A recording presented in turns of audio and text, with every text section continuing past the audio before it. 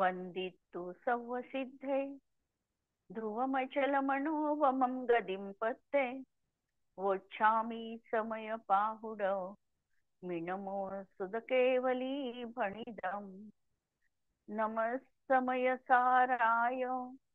स्वानुभूत्या चकासते चिस्वभावाय भावाय सर्वभावांतरच्छिदे। अंतिम शासन नायक 1008 भगवान महावीर स्वामी की जय। द्वादशांग श्रुत देवी की जय। स्वाध्याय कक्ष संपेपर्यंत आपणा सर्वांना चतुर्विध आहाराचा त्याग असणार आहे। समयसार ग्रंथामध्ये आपल्या शक्तींचं वर्णन आपण बघतो आहे आणि 47 शक्तींपैकी 44 शक्ती आमच्या पूर्ण झालेल्या आहेत आणि षटकारकामधली ही आजची शक्ती आहे अपादान शक्ती। कर्ता शक्ती, कर्म शक्ती, करण शक्ती, संप्रदान शक्ती आणि षटकारकातील ही 5वी अपादान शक्ती। अपादान म्हणजे आत्म्यापासून ज्या काही आत्म्याच्या पर्यायी होतात, म्हणजे उत्पाद व्यय होते, यामुळे आत्म्याची कोणतीही हानी झाली नाही। आत्मद्रव्याचा स्वभाव जो आहे हा परिवर्तनशील पण आहे उत्पाद व्ययाच्या अपेक्षेने आणि ध्रुवत्वाच्या अपेक्षेने अपरिवर्तनशील पण आहे। एखाद्या पर्यायीचा व्यय झाला म्हणजे आत्म्यामध्ये काहीतरी कमतरता आली किंवा एखाद्या पर्यायीचा उत्पाद आहे म्हणून आत्म्यामध्ये काहीही वाढलं अशी घटबड आत्म्यामध्ये नाही। आत्म्यामध्ये अगुरु लघु नावाचा जो गुण आहे, सगळ्या द्रव्यांमध्ये जो गुण आहे की त्यांनी षटस्थान हानी पतित वृद्धीनी संपन्न उत्पाद व्यय होत असताना देखील बदल अपेक्षित आहे, पण ही वस्तूची पर्याय त्या द्रव्यातूनच उत्पन्न झाली, द्रव्यातच विलीन झाली अशी ही तिची अपादान शक्ती पण द्रव्यामध्ये विद्यमान आहे। म्हणून परिवर्तनामध्ये अपरिवर्तनशीलता आणि नित्यत्वामध्ये अनित्यत्व, अनित्यत्वामध्ये नित्यत्व आणि अनित्यत्वामध्ये नित्यत्व दोन्ही गोष्टी या ठिकाणी अपादान शक्तीच्या माध्यमातून आम्हाला पाहायच्या आहे। आत्मा हा अनंत गुणांचा रत्नाकर आहे।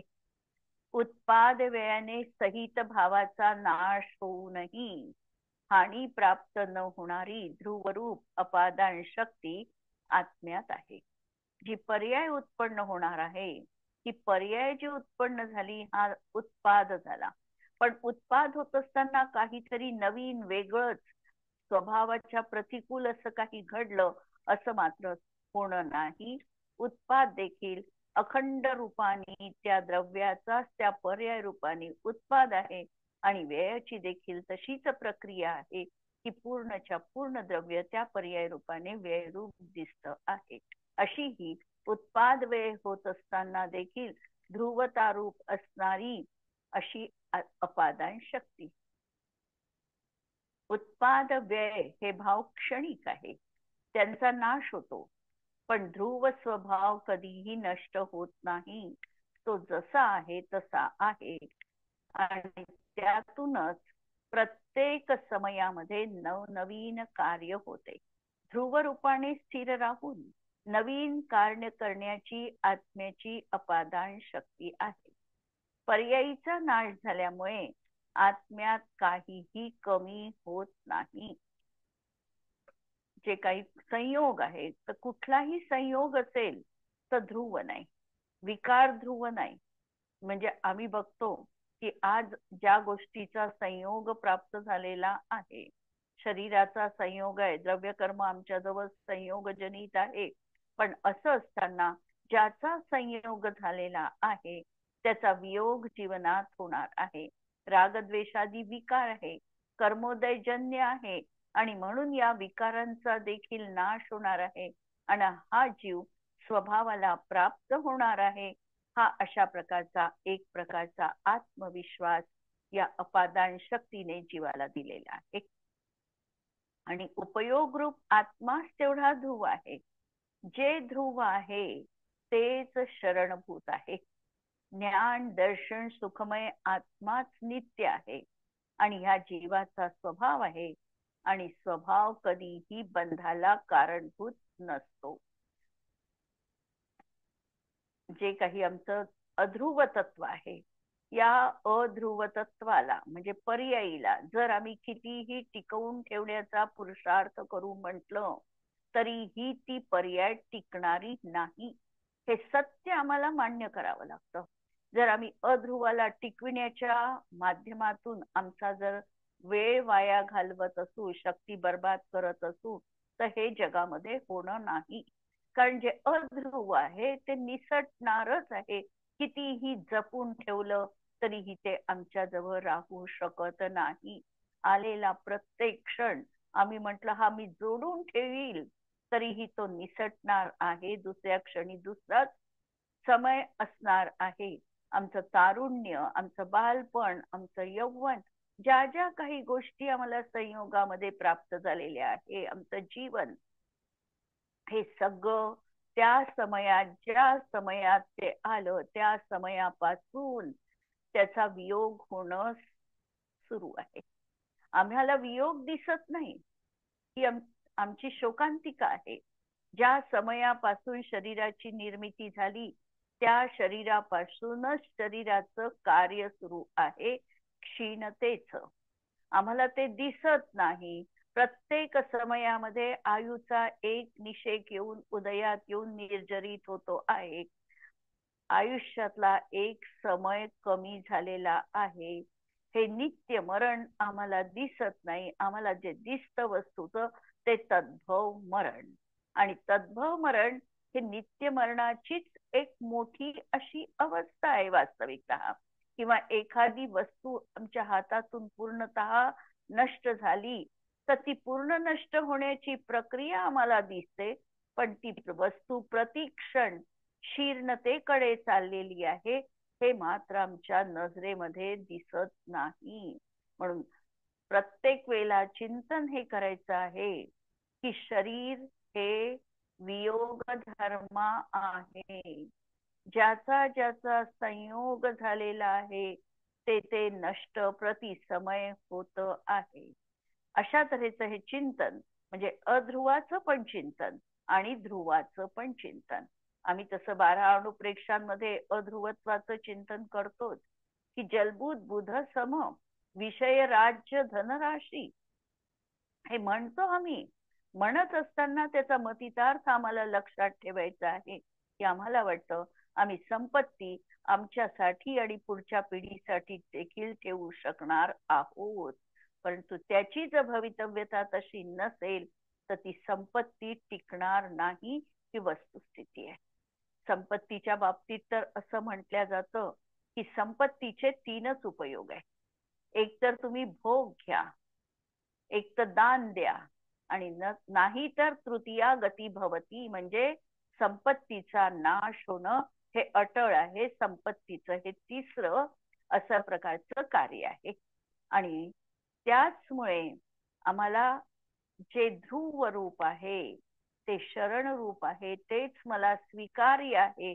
आमच्यामध्ये देखील ज्या उत्पाद वेळ रूप पर्यायी होतात आहे, या पर्यायींना गौण करून त्रिकाली ध्रुव तत्वाला मला शरणभूत मानायचं आहे.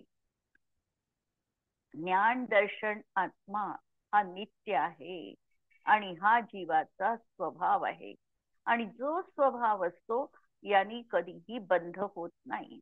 सम्यक दर्शन जीवाचा स्वभाव आहे. सम्यक दर्शनाने कधीही जीवाला बंध होत नाही.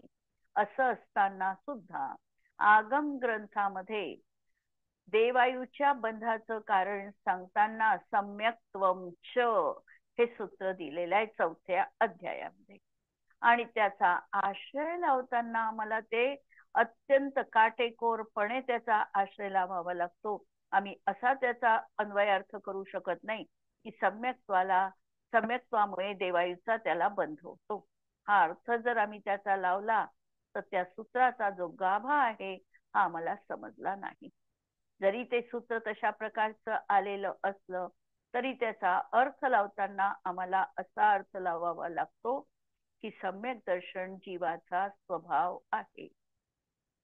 तो स्वभाव असल्यामुळे कोणत्याही प्रकारच्या कर्मबंधाला तो कारणीभूत नाही, परंतु त्या समयामध्ये सम्यक्त्वासोबत असणारा जो जीवाचा शुभ परिणाम आहे, हा शुभ परिणाम निश्चितपणे देवायुच्याच बंधाचं कारण आहे. आणि या दृष्टिकोनातून सम्यक्त्वावर उपचरित कथनांनी देवायुच्या बंधाचं कारण सांगितलेलं आहे. अनेक तत्वार्थ सूत्रात असे सूत्र आहे की ज्याचा अर्थ आम्हाला योग्य रीतीने समजावा लागतो. दुसरं सूत्र अशाच प्रकारचं आहे, एकादशजीने परिशः देवांना म्हणजे अर्हंतांना किती परिशः असतात या संबंधात त्यांनी कथन केलेलं आहे की एकादश जिने, जिने म्हणजे जिनेंद्र भगवंतांना, जिनेंद्र भगवंतांना याचा अर्थ 13व्या गुणस्थानामध्ये 11 परिशः असतात, असं या सूत्राचा सर्वसाधारण अर्थ आहे. परंतु याही सूत्राला आम्हाला अर्थ लावताना सांगावं लागतं की जिनेंद्र भगवंतांना जरी त्या ठिकाणी वेदनीय कर्माच्या उदयामध्ये 11 परिशः होतात आणि त्यांना वेदनीय कर्माचा इर्यापथ रूपाने आश्रव सुरू आहे, आणि तरी देखील हे 11 परिशः त्यांच्या जीवनात नाही. अशा प्रकारचं उपचरित कथन कोणतं आहे आणि निश्चयाचं कथन कोणतं आहे याचा ताळमेळ घालण्याचा आमचा हा सर्वत्र प्रयत्न असावा लागतो. स्वभाव कधीही बंधाला कारणीभूत असत नाही. निर्मल पर्यायीतही ध्रुवरूप शक्ती नाही. तर पर्याय म्हटली तर पर्याय आणि त्रिकाली आत्मा यामध्ये देखील कथनचित भेद आहे. निर्मल पर्याय असेल तरीही तिचं अस्तित्व एक समय आहे, ती देखील आम्हाला अवलंबन घेण्यायोग्य नाही, कारण ती अध्रुव आहे. जे अध्रुव आहे ते पकडून आम्हाला कधीही ध्रुवत्वाची प्रतीती येऊ शकत नाही. समुद्रात एखादा व्यक्ती जर सापडला असेल आणि त्यांनी जर अध्रुव वस्तूला पकडलं तर तो किनाऱ्यावर जाऊ शकत नाही. जर त्यांनी त्यामध्ये एखादी त्याला ध्रुव वस्तू मिळाली ज्याच्या मजबूत मुळा आहे, पकड आहे, अशा फळीला धरूनच किंवा अशा वृक्षाला धरूनच तो त्या ठिकाणी संसार समुद्र तरू शकतो.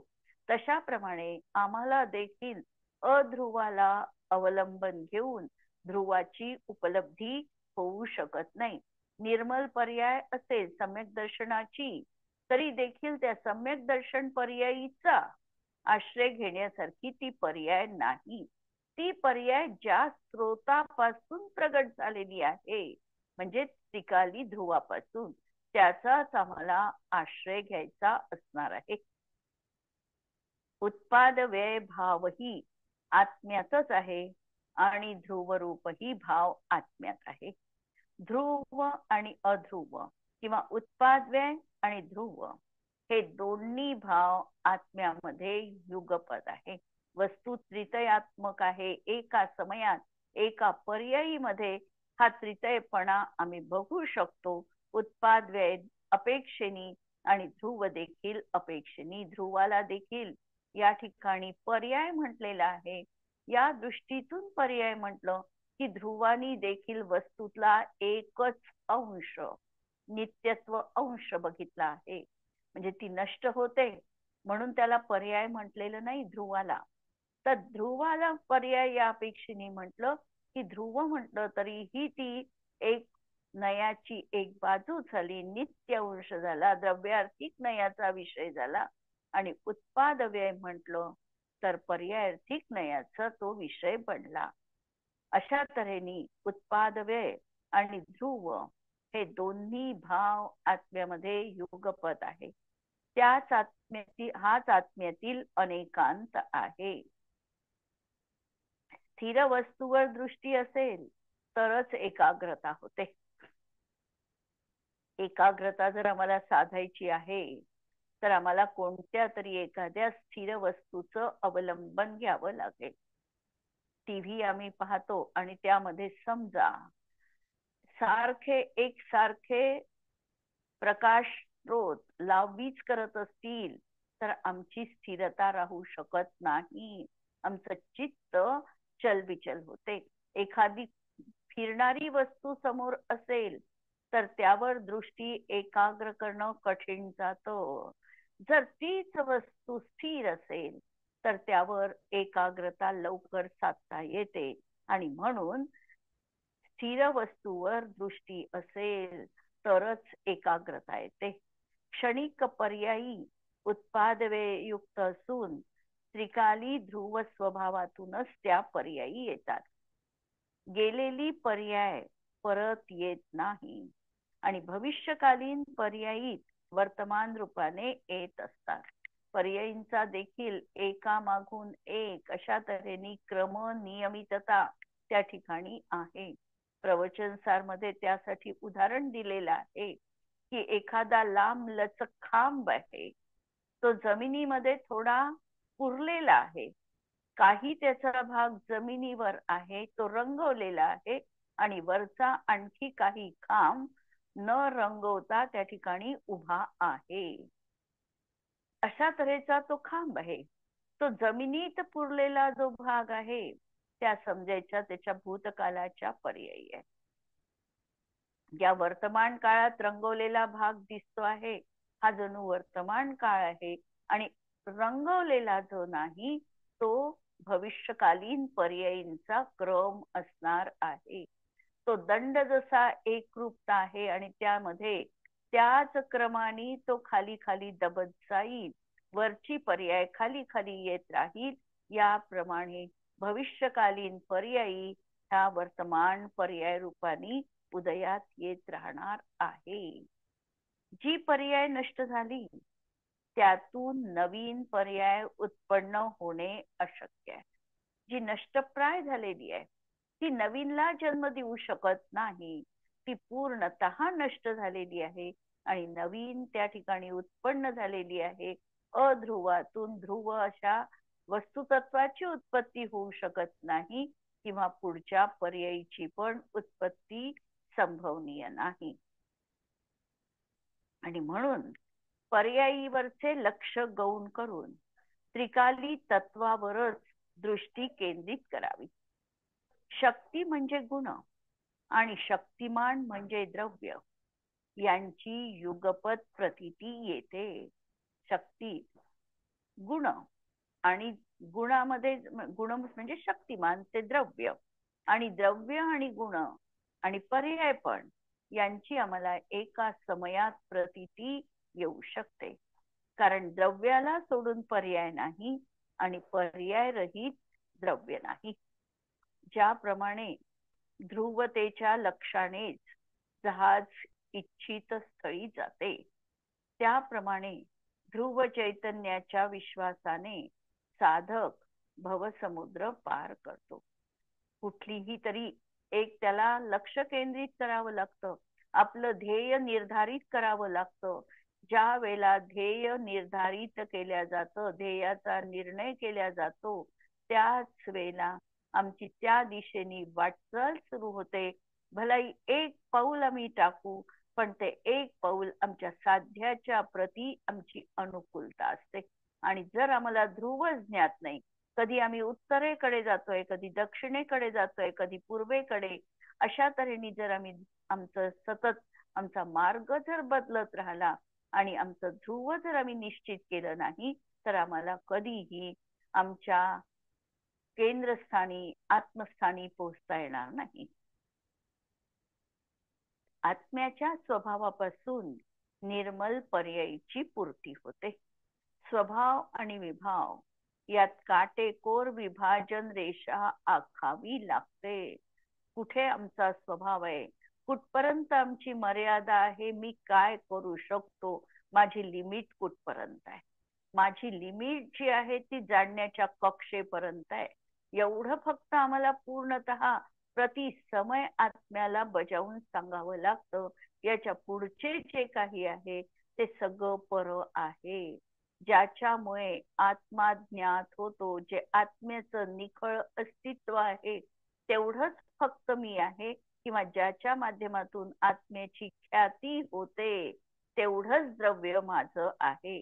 म्हणून समयसारची टीका लिहिताना अमृतचंद्र आचार्यांनी त्यांना नाव दिलं आत्मख्याती. म्हणजे ज्या गुणांच्या माध्यमातून आत्म्याची ख्याती होते, प्रसिद्धी होते, जे गुण आत्म्याजवळ अनादि अनंत आहे, ज्यांचे अविभाग प्रतिच्छेद आत्म्याजवळ विद्यमान आहे, त्या गुणांना म्हटलेलं आहे यांनीच आत्म्याची प्रसिद्धी झाली आणि तेवढाच आत्मा आहे.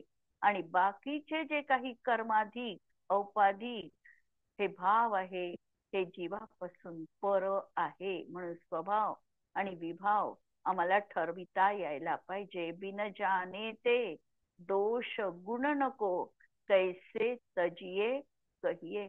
आम्हाला दोषही माहिती पाहिजे आणि गुण देखील माहिती पाहिजे. जर आम्हाला गुण माहित नसेल तर उत्कृष्ट काय आहे हे कळू शकत नाही. आणि कोणत्याही पदार्थाला आम्ही हा गुण आहे असं मानून बसू. आणि आम्हाला दोष माहिती नसेल तर आमच्यातून हा निष्कासित करायचा आहे याची जाणीव होणार नाही. म्हणून दोषही ज्ञात असला पाहिजे. भलाई आम्ही ताबडतोब काढू शकणारही नाही. पण राग चुकीचा आहे, परद्रव्य माझं नाही, एवढं बेसिक ज्ञान समयसार वाचून आमच्या जीवनात अविभाज्य रूपाने यायलाच पाहिजे.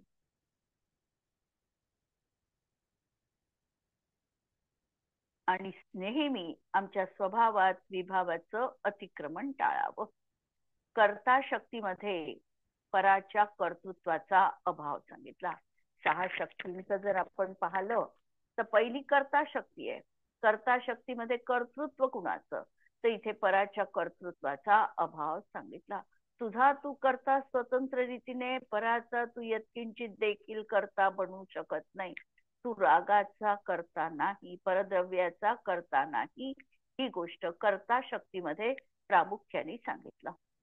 कर्मशक्तीमध्ये स्वभाव पर्याय आणि विभाव आणि किंवा जीवाचं स्वपर्याय रूप कर्म आणि जड कर्म यांचं पृथक्करण केलेलं आहे.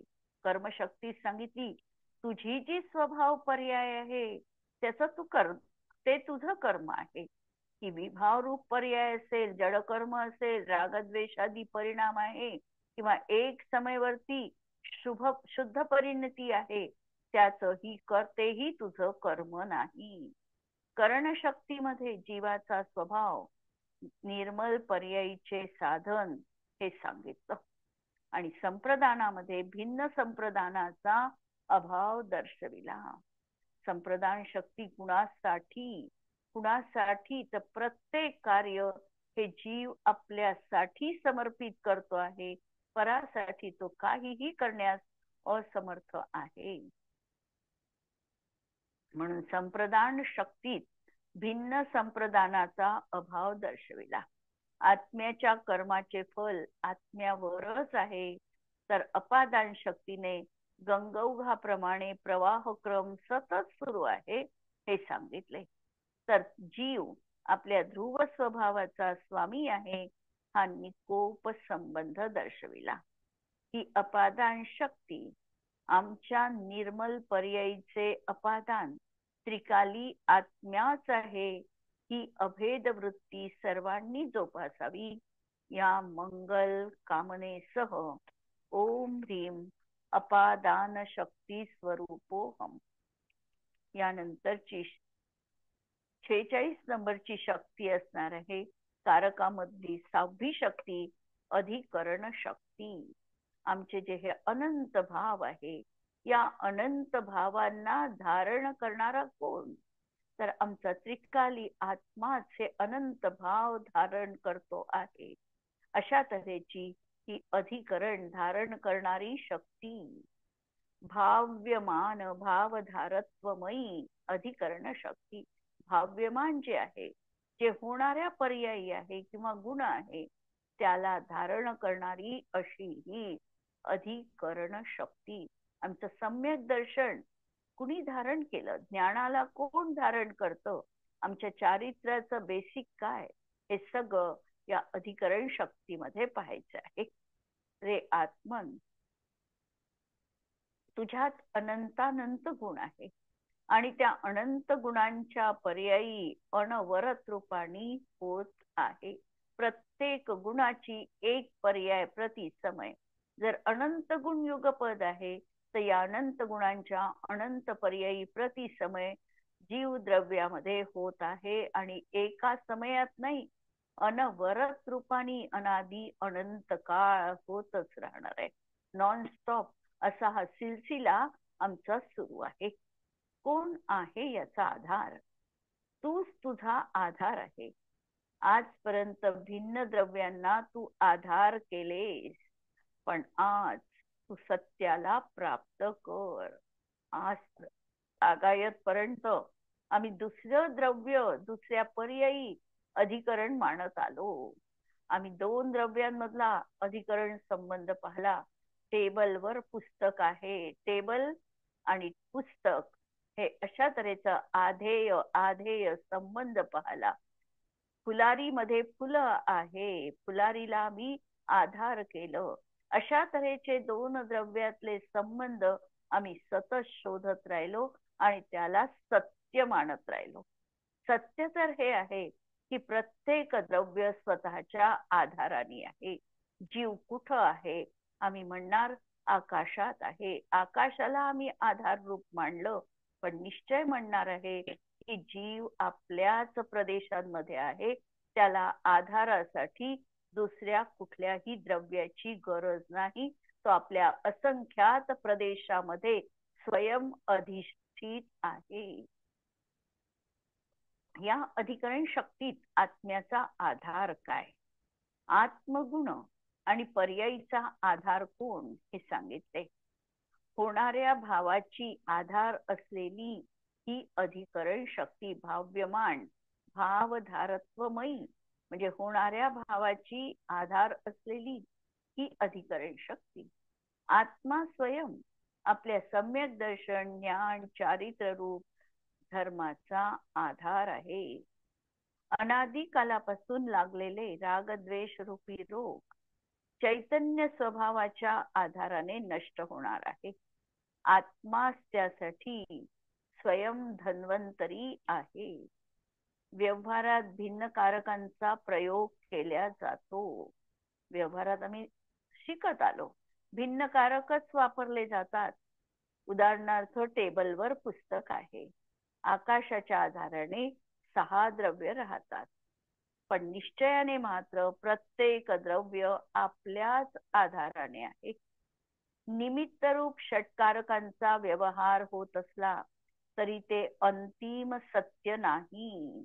जसं निमित्ताच्या आधारी कुंभकाराने कुंभाला चक्राच्या साह्याने पाणी भरण्यासाठी मातीतून चक्राच्या आधाराने निर्माण केले. भिन्न षटकारकाचं हे उदाहरण आहे की कुंभकाराने मडक्याची निर्मिती केली. आपल्यापासून भिन्न पदार्थाचा त्यांनी कर्म म्हणून स्वीकार केला. व्यवहारामध्ये हे उदाहरण आम्ही भिन्न कारकांसाठी बघतो आणि व्यवहार आहे. व्यवहारात असं उदाहरण आलं तरी बिघडलं नाही, पण त्यामध्ये निमित्त आहे. हे षटकारक यथार्थ नाही, निश्चयानी नाही, एकमेकांचा संयोग संबंध दाखवून अशा षटकारकांना सांगितल्या जातं. हा आमची अशा प्रकारचा अभिप्राय असावा लागतो. मान्यता आमची तशा प्रकारे असावी लागते. आणि अशी जर मान्यता आम्ही केली, वाक्य जरी तसं बोललं तरी समजण्याचं जे आहे ते निश्चयच समजायचं आहे. समजायचा निश्चय आहे. भाषा कदाचित निश्चयाची असेल नसेल, व्यवहाराची असेल, पण तो व्यवहार तरी निश्चयाला परिपूरकच असला पाहिजे.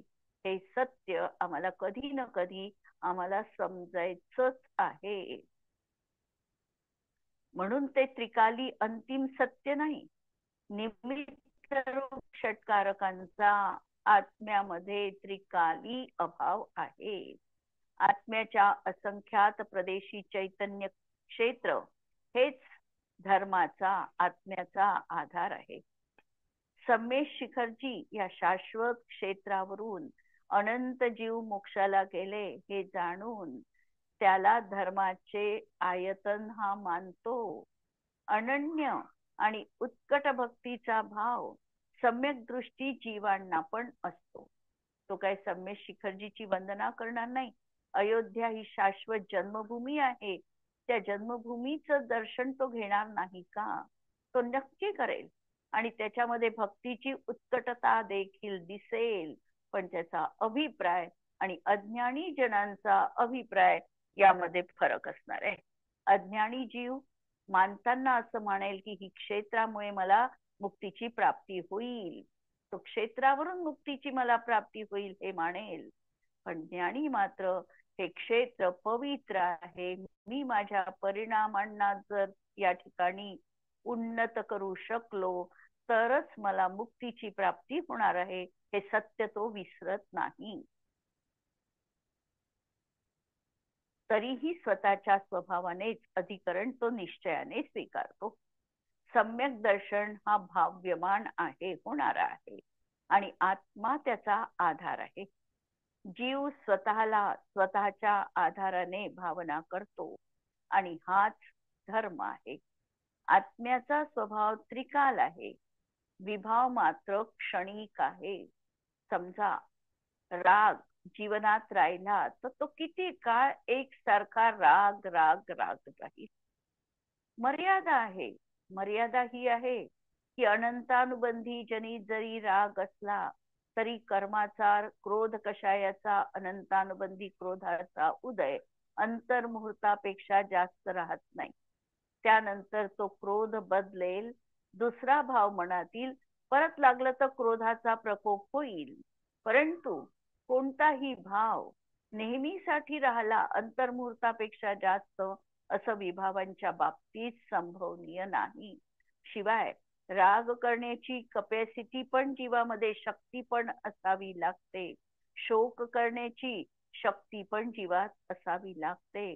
आणि जो क्षमा भाव आहे किंवा मार्दव भाव आहे, हे जे स्वभाव आहे, हे स्वभाव धारण करताना मात्र त्या ठिकाणी तो आमचा धर्म असल्यामुळे कितीही काळ, अनंत काळ तो आमच्या जीवनात राहू शकतो.